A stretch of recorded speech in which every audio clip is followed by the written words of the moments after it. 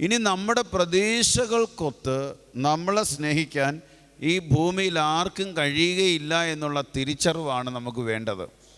ആ തിരിച്ചറിവ് നമുക്കുണ്ടായി തുടങ്ങുമ്പോൾ വേറൊരു തിരിച്ചറിവ് നമുക്ക് ലഭിക്കും. പരിശുദ്ധാത്മാവ് തരുന്നതാണ്.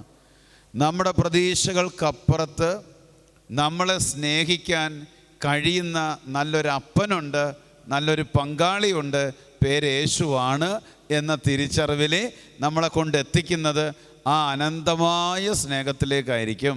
ഇത് വന്നു കഴിഞ്ഞാൽ മാത്രമേ നമ്മുടെ മുറിവുകളെല്ലാം കർത്താവിൻ്റെ തിരുമുറിവിനോട് ചേർത്ത് വെച്ച് കരയാൻ, കണ്ണുനീരൊഴുക്കാൻ, അത് പ്രാപിക്കാൻ, അതുവഴി ആ സൗഖ്യം പ്രാപിക്കാൻ നമുക്ക് കഴിയും. ഈ തിരിച്ചറിവ് പഴയ നിയമത്തിൽ വളരെ കുറച്ച് വ്യക്തികൾക്ക് മാത്രമേ ഉണ്ടായിട്ടുണ്ടായിരുന്നുള്ളൂ. ഉദാഹരണം, ജോബ് എന്ന് പറയുന്നൊരു മനുഷ്യനാണ്.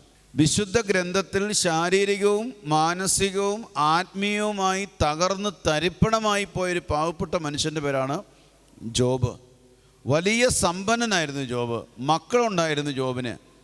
തൻ്റെ ഹൃദയത്തോട് ചേർന്ന് നിൽക്കുന്ന ഭാര്യ ഉണ്ടായിരുന്നു, എല്ലാം ഉണ്ടായിരുന്നു. ജോബ് ഇങ്ങനെ സന്തോഷത്തോടിരിക്കുമ്പം ഒരു ദൂത് പറയുകയാണ്, ജോബിൻ്റെ സമ്പത്ത് മുഴുവൻ പിശാച് അപഹരിച്ചു. ഒരു മഹാദുരന്തം. ഇന്നലെ വരെയും ഉണ്ടായിരുന്ന സമ്പത്ത് ഇന്ന് ഇതാ നശിച്ചിരിക്കുന്നു എന്ന് കേൾക്കുമ്പോൾ പെട്ടെന്ന് ഹൃദയം ഒന്ന് ഉലയും. അടുത്ത സെക്കൻഡിൽ അറിയുകയാണ് മക്കള് നഷ്ടപ്പെട്ടു.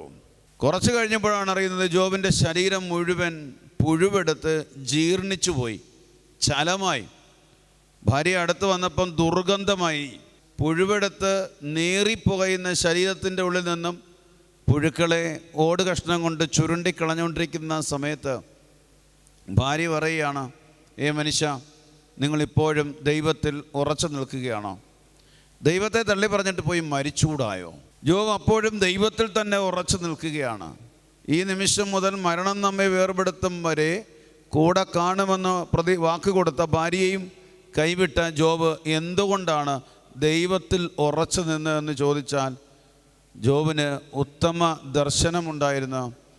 സകല സാമ്രാജ്യങ്ങളും നഷ്ടപ്പെട്ടാലും, മക്കള് അറ്റുപോയാലും, ഭാര്യ ഉപേക്ഷിച്ചാലും, ശരീരം അഴുകിയില്ലാതായാലും ശരീരത്തിൻ്റെ ഉള്ളിൽ ഒരാത്മാവുണ്ട്. ആ ആത്മാവ് എത്തിച്ചേരേണ്ട സ്ഥലത്ത് എത്തിച്ചേരണം എന്ന് ജോബിന് ആഗ്രഹമുണ്ടായിരുന്നു. ചേർന്ന് പറഞ്ഞേ ഹല്ലേലൂയ, ഹല്ലേലൂയ.